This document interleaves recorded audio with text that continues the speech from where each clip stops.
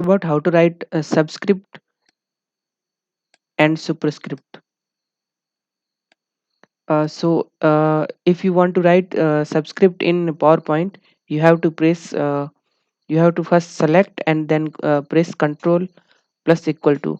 Or if you write superscript in PowerPoint, then you have to press Control Shift and plus. Let us see an example.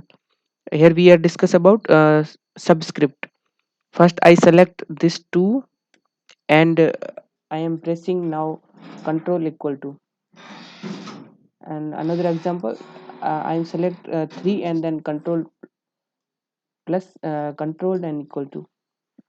So here we can see the how 2 and 3 are go to the subscript. Now we are discuss about superscript. For superscript, I am selecting this 2 and then press Control Shift and plus, then it is goes to superscript.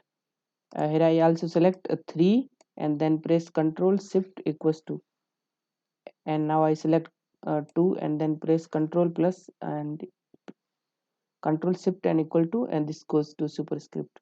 This is how we can write subscript and superscript in PowerPoint. Thank you.